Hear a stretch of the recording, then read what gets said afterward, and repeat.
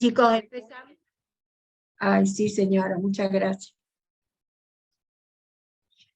Bueno, ustedes no vamos a poder empezar a hablar de conducta si es que no tenemos todo lo que entra en conducta.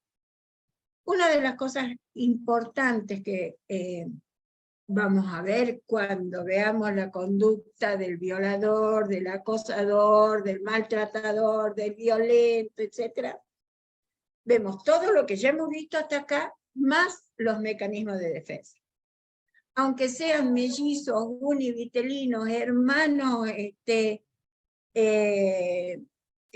criados con la misma madre en el mismo tiempo y todo lo demás, jamás van a tener la misma conducta ni van a ser igual. Son únicos e irrepetibles, ¿sí? Voy a silenciar mi... Ahí está. Entonces los mecanismos forman parte de nuestro accionar, de nuestra conducta, de nuestros pensamientos, de nuestro inconsciente, de todo. Entonces, lo que nuestra mente siempre tiene presente es lo consciente. Lo que no es muy consciente es todas aquellas cosas que nos asustan, que nos frustran, que no sabemos cómo vamos a reaccionar. Y entonces, la definición de mecanismo de defensa son estrategias psicológicas inconscientes. Freud, cuando empezó a hacer su terapia, empezó con como durmiendo al paciente.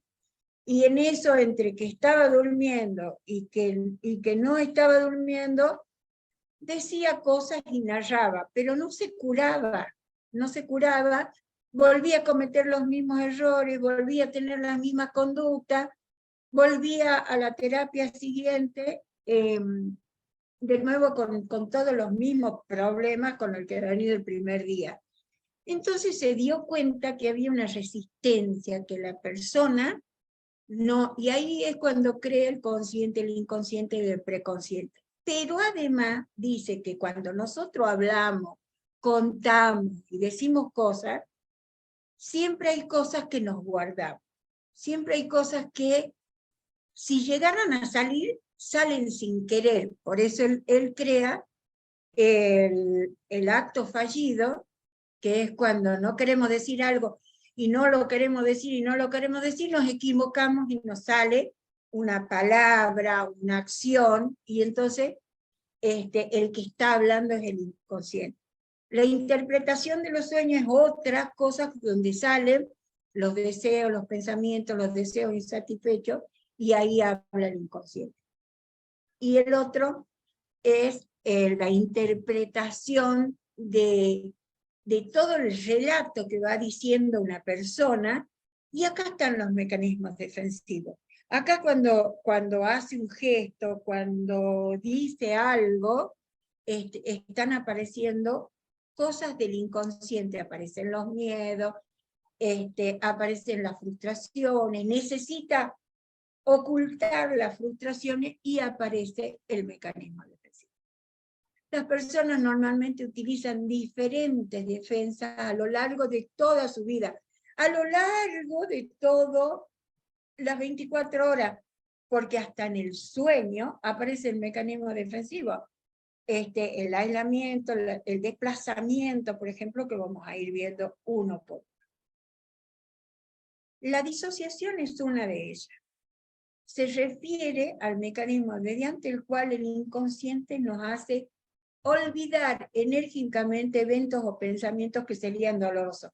En el caso de la criminalística, nosotros muchas veces podemos decir, nos está mintiendo. Lo que pasa es que es tan doloroso cuando no hubo conciencia, cuando mató el préter intencional, por ejemplo, que es el no haberlo pensado y provocar un daño.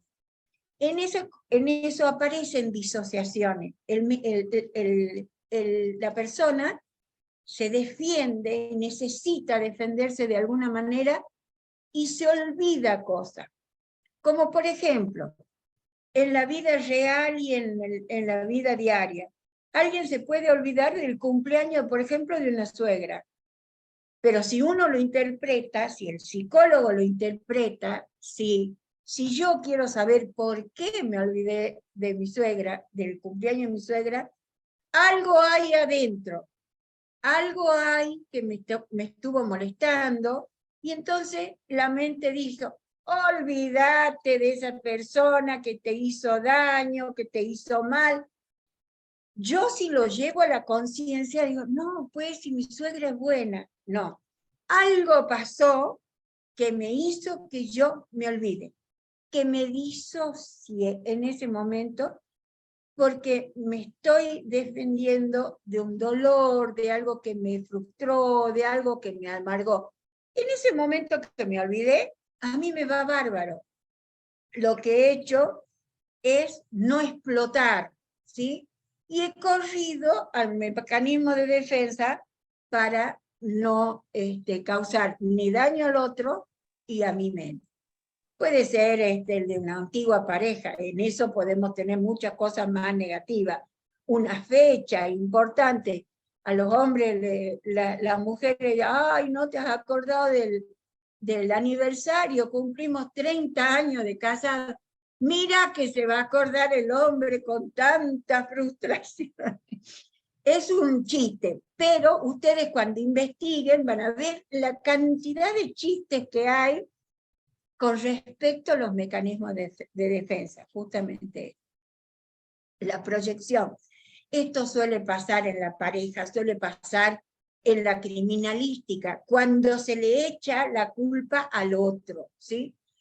En este caso, en la criminalística, lo está haciendo conscientemente, está diciendo, yo no tengo la culpa. Otras veces siente que no es culpable, ¿sí?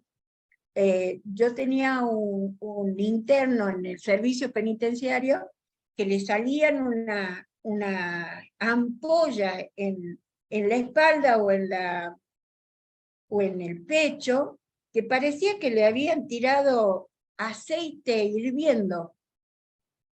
Y había ido a los médicos, lo llevaban al San Bernardo, a todos los hospitales que había en Salta y no encontraban. Yo haciéndole la anamnesis y toda la historia personal descubro que hacía una proyección, una enfermedad psicosomática sobre su cuerpo, porque sentía mucha culpa, cosa que es muy difícil encontrar en los servicios penitenciarios, porque había matado al padre, ¿sí? Él decía que había sido sin querer. Bueno, yo después miré y realmente bastante accidentado el asunto. Entonces, es el mecanismo por el cual tantos sentimientos o ideas dolorosas son proyectadas hacia otra persona. A veces aparecen en una discusión. Yo siempre que les digo que cuando discuten con un jefe, con el que no se quieren pelear, con el que no quiere que suba más o con la esposa, que basta, que ya hay que hacer estas proyecciones sin culpar, por ejemplo, ¿ves? Acá en la imagen está diciendo vos, y él te dice vos, entonces los dos están haciendo proyecciones negativas, ¿sí? O sea, en una discusión lo mejor es decir, yo siento tal cosa, ¿sí?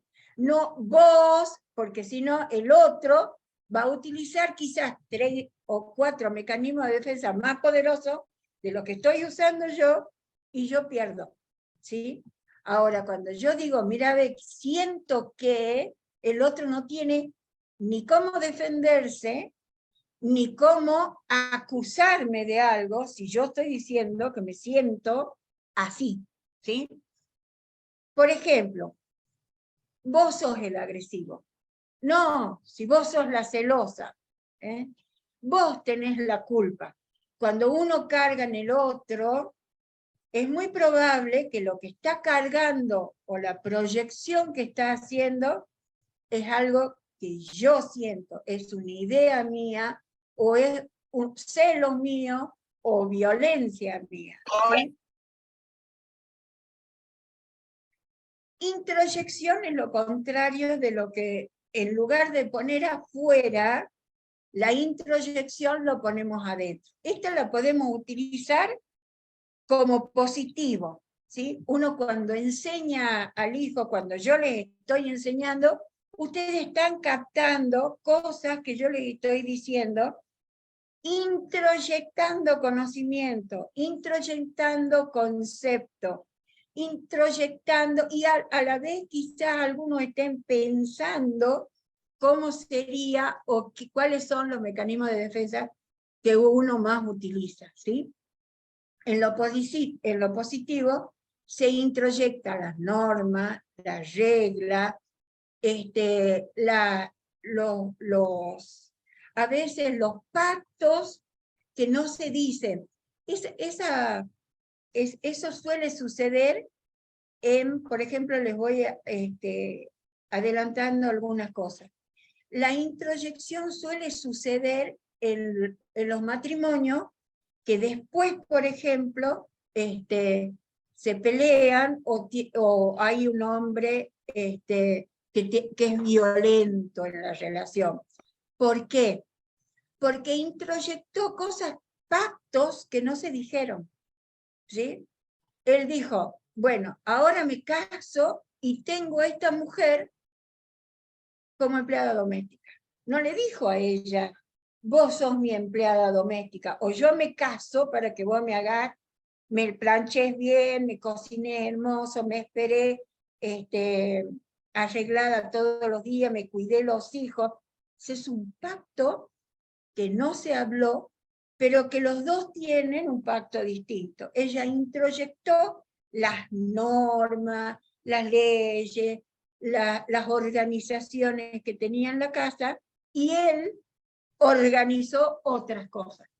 Esas son algunas de las consecuencias que hay en la violencia intrafamiliar. La regresión, poner algunas cosas más. La regresión vamos a ver muchísimo cuando veamos todos los tipos de conducta, porque casi siempre se vuelve a conductas aprendidas en la infancia. Nosotros tenemos 5 o 6 años que son la matriz de lo que vamos a hacer, y eso es lo que vemos nosotros, los psicólogos, cuando vemos la incorporación para la fuerza, la incorporación para un trabajo, la orientación vocacional, qué es en lo que se va a sentir más cómodo trabajando, estudiando, ¿sí? Lo que nosotros vemos es qué es lo que aprendió en esos primeros 6 o 7 años de vida. Y entonces, cuando uno aprende cosas, van quedando como celdas en la mente, como celdas, algunas inconscientes, porque son horribles, y otras conscientes. Cuando a mí en la adultez me pasa algo, y yo en esa conducta, cuando he sido chico, me fue bien, yo las repito en la adultez. Es el regresar a una etapa en la que me ha ido bien, en la que me hizo pasar la frustración, en la que me permitió no tener determinado dolor, etc. Entonces, los niños pueden retraerse a un nivel más infantil cuando nacen sus hermanos y mostrar, eso es una regresión. Nace un hermanito y el chico quiere tomar la leche, quiere chupete, se orina en la cama, todas esas cosas que ya había dejado. Pero en el adulto, por ejemplo, el tener una actitud inmadura. ¿Cuántas veces me ha dicho, pero hermano, esa conducta es demasiado infantil? ¿qué hacías vos cuando eras chico? Te tiraba al suelo, pegaba de grito.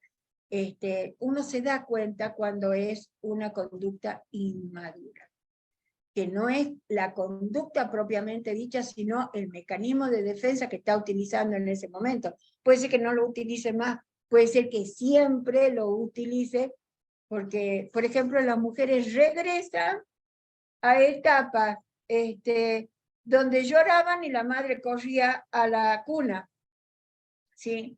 Regresan a etapas, por ejemplo, a la seducción. Cuando eran chiquitas, lo seducían a su papá diciendo, mirá de bonito mi vestido, qué sé yo, y ahora ya es grande para que haga esas cosas. Pero así como le ocurría en la niñez, a veces doblegan situaciones en la adultez.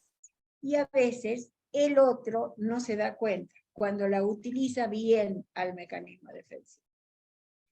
La formación reactiva es lo que sirve para prevenir un pensamiento doloroso o controvertido que emerge. Estas son las personas más conflictivas con el asunto de su pensamiento organizado, de su pensamiento que es así y no es de otra forma, ¿sí? Ellos mismos se meten en la ley, en la organización, y tiene que ser así y no de otra forma. Y esta formación reactiva aparece cuando el agua le llega aquí, porque está imposibilitado de moverse con tantas normas, con tanta presión que se pone con respecto a lo social, al club, por ejemplo. En el club debe portarse de determinada manera, en el trabajo hay que llegar temprano, no se puede mirar a las chicas, menos los casados. Tienen todas esas normas demasiado, pero cuando tienen una formación reactiva es como pegar una patada a una olla a presión y que aparezca aquello de lo cual se quejaba, de lo cual decía, por ejemplo, el hombre que habla de las infidelidades de la mujer o de los hombres. Es decir, ¿cómo puede ser si se ha casado para siempre? Ha ido a la iglesia, le han dicho tal cosa y resulta que él un buen día se enamora de su compañera. ¿Sí? Entonces, ¿pero cómo? Juancito hablaba de esto, del otro, de las normas de tránsito también, las normas de tránsito, la gente que se para en doble fila, y resulta que Juancito un día está esperando el chico en doble fila. Esa es la formación reactiva. Le llegó las normas y toda su organización a las narices. Y entonces ya explota de alguna manera. Una persona que no puede reconocer ante sí mismo que otra persona le produce antipatía, nunca le muestra señales de hostilidad y siempre le muestra una cara amable. Pero ¿cómo va a aparecer la formación reactiva?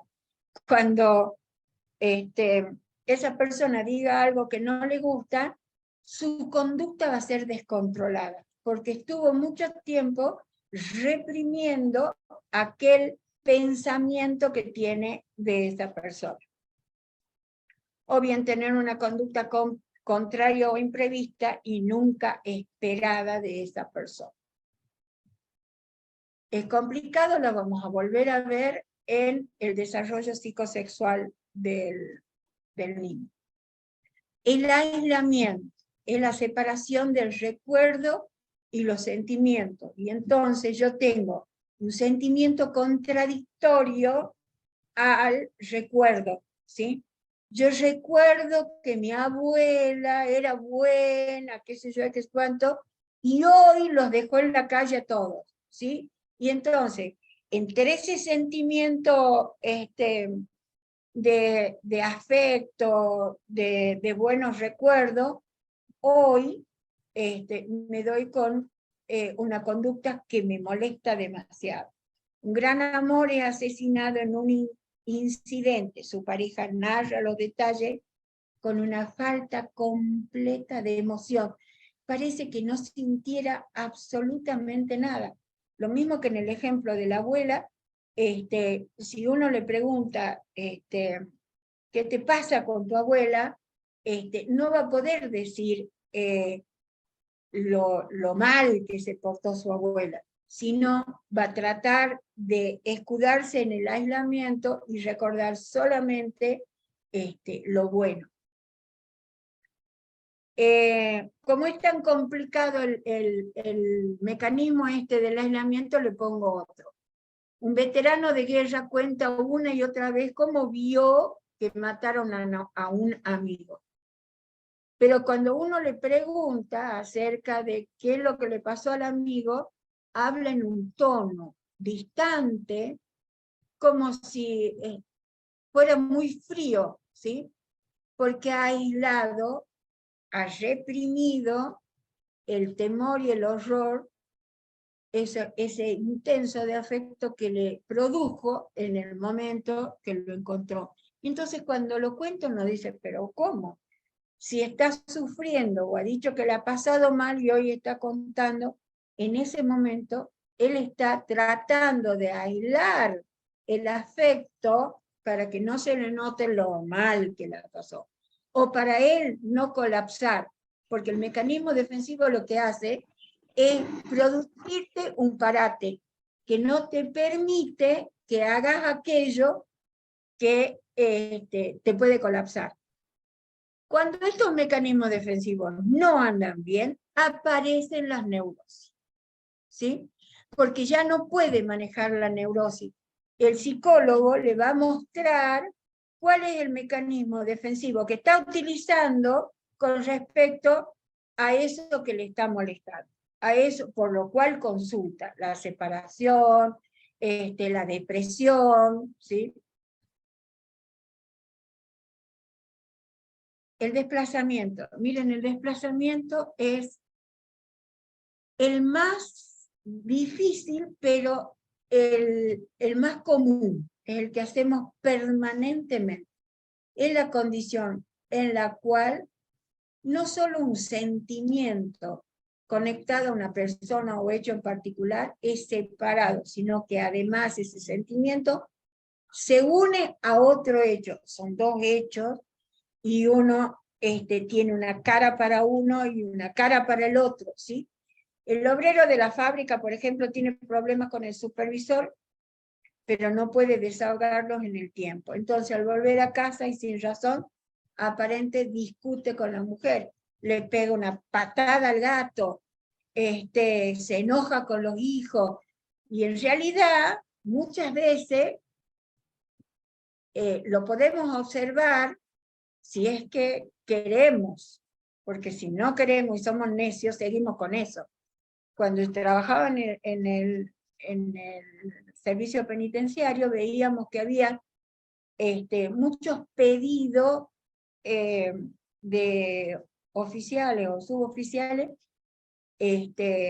por enfermedad de un familiar enfermo. Y además muchas consultas psiquiátricas por parte de la familia.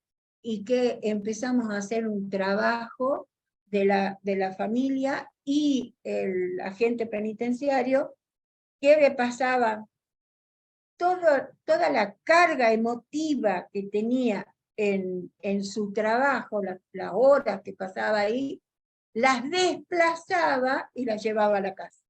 Así que en cada casa teníamos o un hijo o la mujer enferma.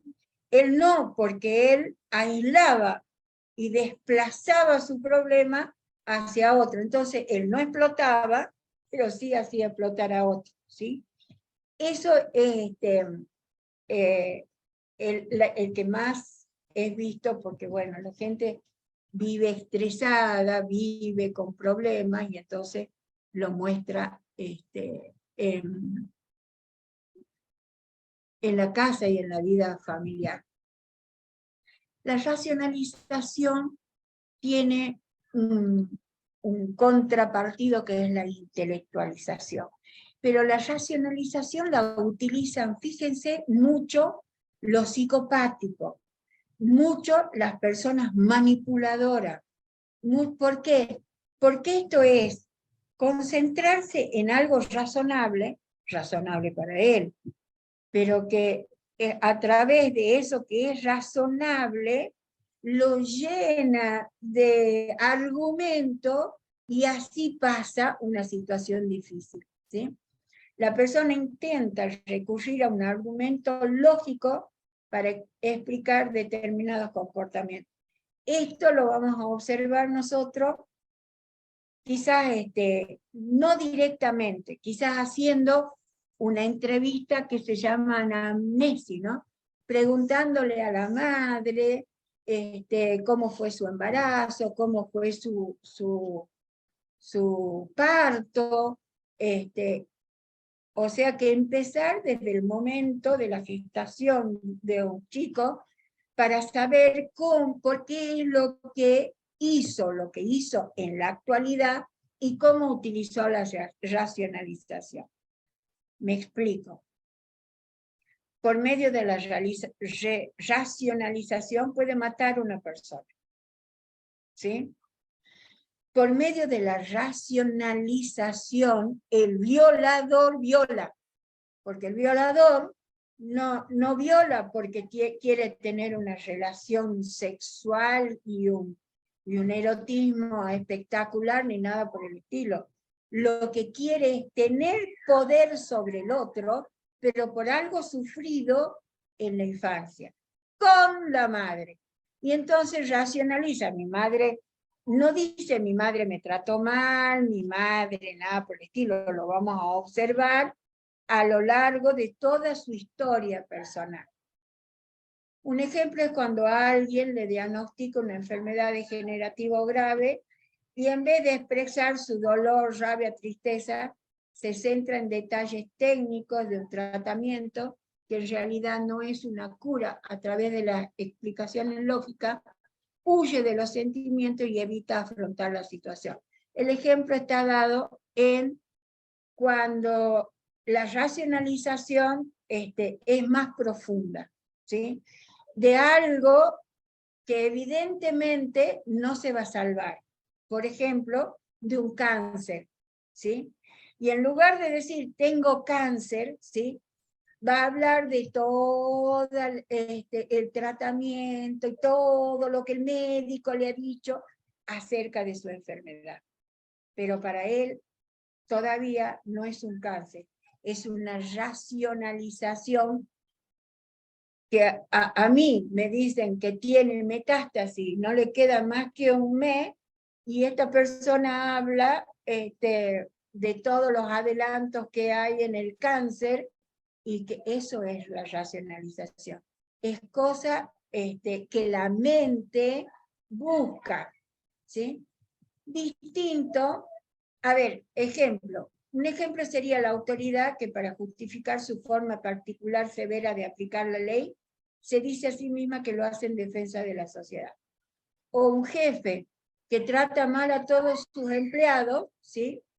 Y que la forma de justificar que la racionalización, es decir, si yo no los trato así, no, esto andaría mal, ¿sí? Si es que no le hacemos estas cosas, si yo no me pongo firme, no se va nadie hasta que no terminan, esto no sale, ¿sí? En criminalística, por ejemplo, colocar al otro en el agredido, reproduciendo así activamente lo que sufrió pasivamente. Es el ejemplo que yo le acabo de poner, ¿sí? Violar a la persona, ¿sí? En nombre de todo lo que le pasó. Pegarle a la mujer en nombre de todo lo que le ha pegado a la madre, ¿sí? Sin decirlo de esta manera, ¿sí? Otra en criminalística. Atacarse a sí mismo como el otro lo atacaba, interiorizando parte de ese vínculo como parte de identidad. Esto es el ejemplo de ese hombre que yo les digo que tenía una ampolla por el sentimiento de culpa, ¿sí? Un ejemplo sería autocriticarse como le hacía el agresor. Este señor era muy violento, se muere la madre y queda él solo con el padre, hasta que es grande, se emborracha un día y el muchacho se pelean, levanta un cuchillo en tramontina y se lo mete en el pecho. Es accidental, es para racionalizarlo, para sentir o no sentir culpa. Cuando no sienten la culpa, la depositan sobre el cuerpo, ¿sí? Tienen asma, tienen las ampollas que le decía, ¿sí? La sublimación.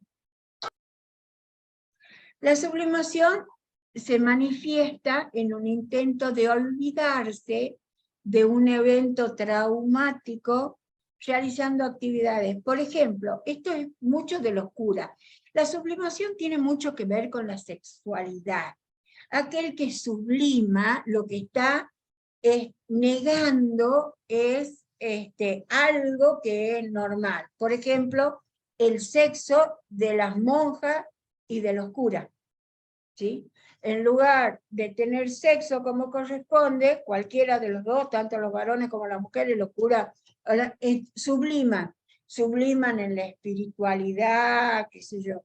Los poetas subliman aquello que no les gusta, aquello que les produce dolor, en escribir poemas, justamente aquellos que están más doloridos quizás realizan una obra hermosa acerca del amor, cuando ellos harían otra cosa. O trabajar el horror, el terror, las agresividades. Miren, una sublimación que van a encontrar como ejemplo tajante es el boxeador. El boxeador, a través de un deporte normal, lo que está sublimando es la violencia. Ustedes han visto lo que son después, cómo hablan, Monzón que mató a la mujer, a la Susana Jiménez le pegaba, y ellos están con prohibición de hacer esas cosas, ¿sí? Pero sin embargo subliman. Otro que sublima es el odontólogo. El odontólogo sublima en la profesión la agresividad que tiene. ¿Quién no tiene miedo al dentista? ¿Sí?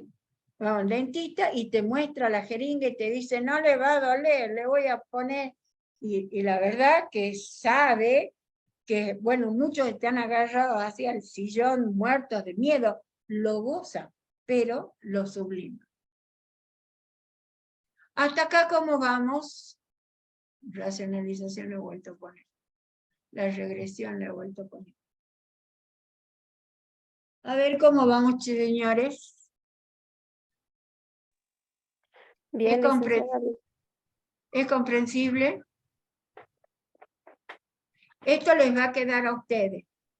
Y la identificación no es un mecanismo defensivo, pero está como un mecanismo psicológico a través del cual una persona asimila atributos o aspectos de otro. Esto tiene que ver con cómo identificarme el varón con el sexo masculino y la mujer con el sexo femenino, ¿sí? Esto ocurre en la infancia, pero es un mecanismo que a mí me permite tomar todos los modelos, los atributos de la persona con la cual coincide mi sexo, ¿sí?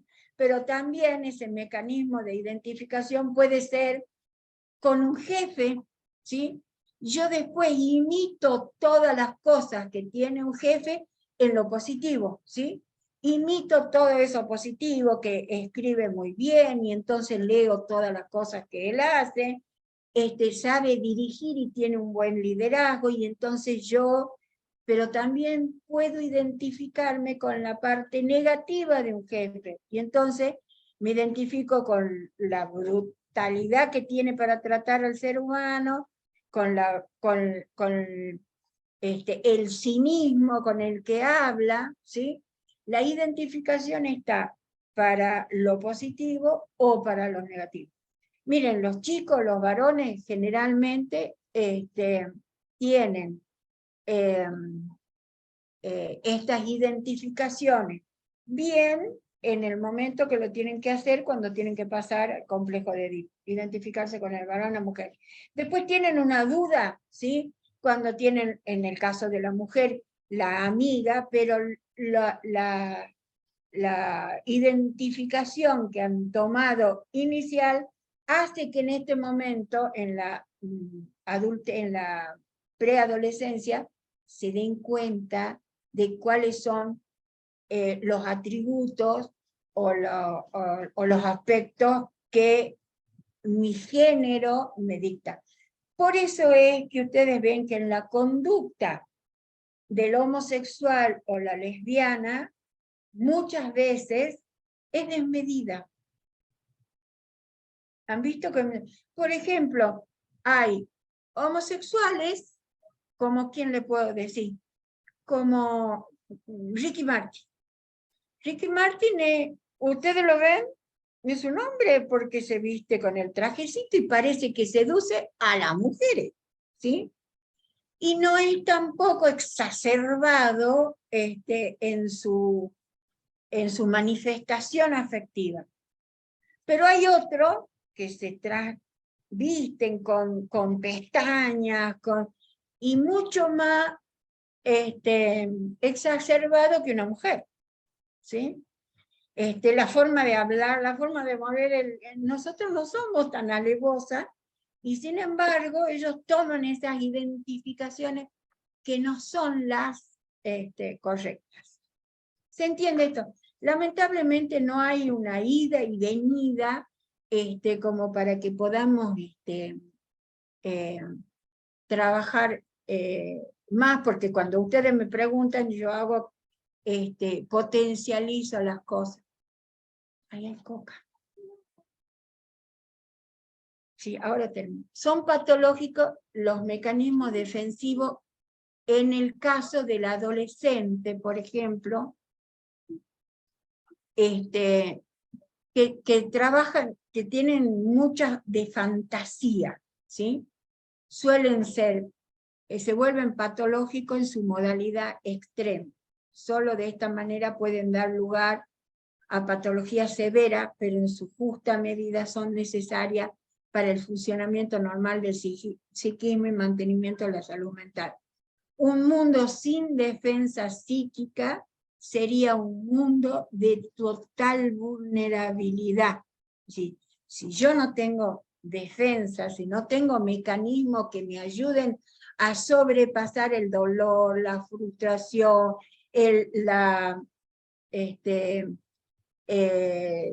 aquellas cosas, aquellos recuerdos muy feos en las distintas etapas de la vida, yo he tenido que aprender mecanismos de defensa. El problema es cómo los aprendí y cuáles son los que aprendí, porque a veces se repiten y otras veces se modifican, ¿sí? Si por ejemplo, en la escuela, un mecanismo defensivo de desplazamiento, ¿sí?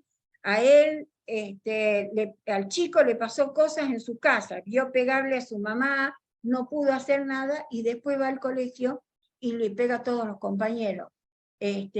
Muestra permanentemente violencia. Lo que está haciendo es repetir, identificarse con eso, pero también haciendo un desplazamiento. Muchas veces se utiliza uno solo, siempre, otras veces se utilizan dos o tres, y son buenos cuando se utilizan varios, que a mí me permiten largar la tensión, tranquilizarme con esto y pasar lo que me produce daño. Tenía algunas otras cosas, pero no está la intelectualización. de todas maneras lo van a encontrar. Ahí está. El intelectualismo es el tipo de autoengaño. Yo me engaño hasta a mí mismo, una forma de contar o tener una visión simplista, ajena a lo que realmente, esto lo hacen los políticos. Supongamos, de hoy a la noche sale un político hablando de los planes sociales. Él sabe que si dice que va a sacar los planes sociales, ¿sí?, no lo vota nadie. 2 o 3 millones, no sé cuánto cobran los planes, tiene 3 millones menos de votantes, ¿sí? Entonces, ¿qué es lo que hace? Es decir, que a través de la intelectualización, que existen otros métodos y otros sistemas, que lo ha puesto Francia, ni él lo cree, ni él lo cree. Pero le sirve para modificar una conducta o un acto, ¿sí? Tiene mucho que ver también con el fantaseo del adolescente, ¿sí? El adolescente vive fantaseo, porque yo, tiene 14 años, porque yo cuando termine el secundario me voy a vivir a Suiza, ¿sí? ¿Por qué? Y bueno, porque ¿por qué hay películas donde fantasean, por ejemplo, el hombre araña? El hombre araña que pelea con el hombre que le seduce a la novia, ¿sí? Y le hace de todo, ¿sí? El que le pasa esto con el hombre araña, intelectualiza y fantasea su dolor, ¿sí? Que hay otro que castiga en cuenta de él. ¿Se entiende esto? O utilizar, por ejemplo, Freud dijo, escuchen, es de un hombre, del científico que más estudió a las mujeres, ¿sí? Y él dice, he llegado al ocaso de mi vida estudiando a tanto a la mujer, la conozco en todos sus aspectos, y me voy de esta vida sin conocer a la mujer. ¿Sí? O sea que somos tan complicadas que ni siquiera Freud, que estudió tanto a la mujer, sabe acerca de la mujer, ¿sí? Si alguien machista toma este concepto, lo intelectualiza para justificar todas sus malas relaciones con la mujer, ¿sí? Si Freud lo ha dicho, si Freud dijo que se murió habiéndole estudiado tanto, ¿qué voy a hacer yo con ella? Bueno, por eso digo, a la mujer no hay que comprenderla, hay que quererla, no. Bueno, acá al final les dejo un link que ya lo copió el licenciado. Ese link tienen un montón de videos acerca de mecanismos defensivos. Yo quiero, por favor, que solamente tomen los que yo he dicho, porque son los que vamos a ver seguro y bien con la escuela psicoanalítica. Porque después de Freud ha venido Melanie Klein, Adler, varios que crearon un montón de mecanismos defensivos, pero a mí me gusta trabajar con los de Freud o Anna Freud, que son estos fundamentales. Cuando ustedes vean otro, eso no me interesa. Tienen un trabajo práctico que después de leer los apuntes, ver este PowerPoint, ustedes hacen el práctico. Cualquier cosa, me consulta. ¿Alguna duda? ¿Algo que me quieran decir? Yo voy a bajar. Ah, ¿salí? Salí. Ok, listo. Ese link ya está copiado, ¿no? Estoy con ustedes, ¿no? No sé cómo sacar esto.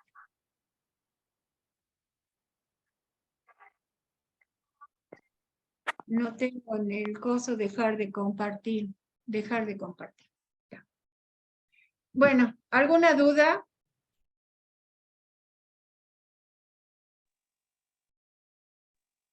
Por ahora no, licenciada. Buenas tardes, licenciada. Hola, hija. Me ¿Cómo estás? parece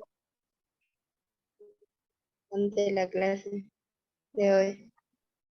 Te siento todo entrecortada. La verdad Pero bueno, esto, yo voy dando así cositas que son los que vamos cuando hablemos del violador, ya nosotros en la conducta total ya sabemos de lo que estamos hablando, de por qué actuó así, por qué está mintiendo, o en lugar de mentir está desplazó, regresó. En la entrevista tenemos que estar atentos a esto que está hablando. Bueno, espero que les sirva mucho, vean los videos, les vuelvo a repetir que solamente los que son psicoanalíticos, ¿sí? Que son los más manejables, que son los que se pueden comprender, que nosotros en la criminalidad lo vamos a ver bien clarito, ¿sí? Cuando veamos un adolescente que se mandó una macana, vamos a ver cómo intelectualizó aquello que estudió, aquello que vio, lo desplazó en la fantasía, ¿sí? Por eso, nosotros no todos los violadores son iguales, no todos los acosadores son iguales, tienen que ver con todo esto, la conducta de base, pero también todo este material que estamos aprendiendo. Bueno, señores, muchas gracias. Nos vemos en la próxima. Adiós, profesora. Adiós. Hasta luego, Chao. licenciada.